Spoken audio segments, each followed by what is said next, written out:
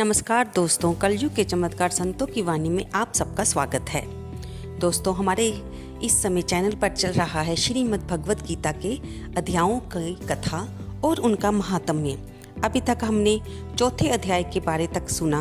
आज हम चौथे अध्याय का महात्म्य सुनेंगे।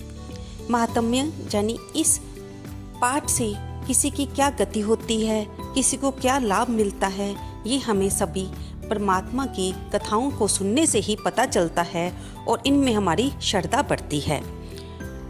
भगवान श्री विष्णु जी बोले, हे लक्ष्मी, जो पुरुष श्री गीता जी का पाठ करते हैं उनके स्पर्श मात्र से अदम देह छूटकर मुक्ति को प्राप्त होता है। लक्ष्मी जी ने पूछा, हे महाराज, श्री गीता जी के पाठ करने वाले के साथ छूकर कोई भी जीव मुक्त हुआ है क्या? तब श्री भगवान ने कहा, हे लक्ष्मी, तुमको मुक्त हुए की एक पुरातन कथा सुनाता हूँ।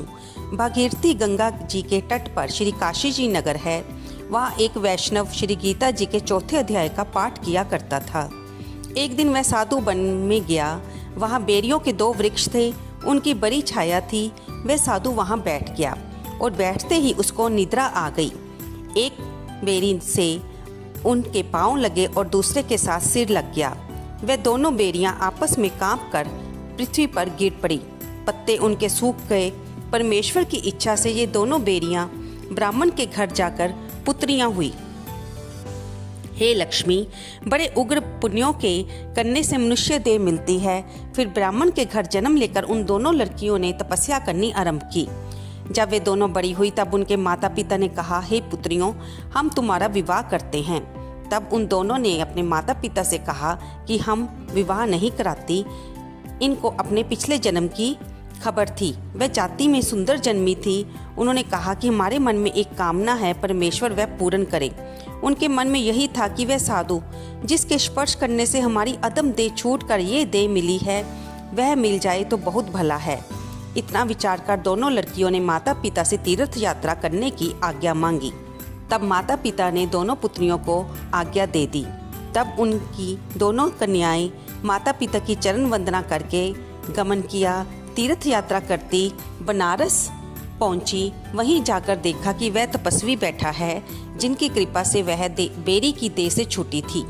तब दोनों कन्याओं ने चरण वंदना करके विनय करी, हे संत जी, धन्य हो, आपने हमको कृतार्थ किया है। तब उस तपस्वी ने कहा, तुम कौन हो? मैंने तुम्हें नहीं पहचाना। कन्याओं ने कहा, हम आपको पहचानती हैं। हम पिछले जन्म में बेरियों की योनि में थे। आप एक दिन वन में आए, बहुत धूप थी, तब आप बेरियों की छाया तले आ बैठे। लंबासन होने से एक बेरी से आपके चरण लगे और दूसरे से सिर लगा। उसी समय हमें बेरी की देह से मुक्ति मिल गई। हम जानना चाहती हैं कि ऐसा कौन सा कर्म है जिससे आपके स्पर्श मात्र से ही हमें उस अदम देह से छुटकारा मिला और हम मनुष्य जन्म में जन्म मिला। तब संत जी ने बताया कि वह रोज श्री गीता जी के चौथे अध्याय का पाठ करते हैं और ये उसी की महिमा है। तब वह भी मन वचन कर्म से नित्य प्रति पाठ करने लगी। तब श्री नारायण जी ने कहा, हे लक्ष्मी, ये चौथे अध्याय का महात्म्य है जो मैंने तुम्हें सुनाया है। तो देखा दोस्तों, आज हमने चौथे अध्याय के महात्म्य से जाना कि ना केवल सुनने, कहने, पढ़ने से ही मनुष्य का उद्धार होता है, बल्कि जो इस पाठ को पढ़ता है, इसके महात्म्य को पढ़ता है, उसके स्पर्श से भी हमारा कल्याण होता है। हम उत्तम गति को प्रदान होते हैं और हम में भगवान के प्रति, भगवान की कथाओं के प्रति, सत्संग के प्रति हमारी श्रद्धा और भक्ति बढ़ती जाती है।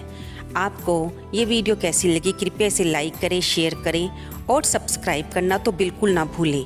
दोस्तों, आप ना तो लाइक करते हो और ना ही कमेंट करते हो।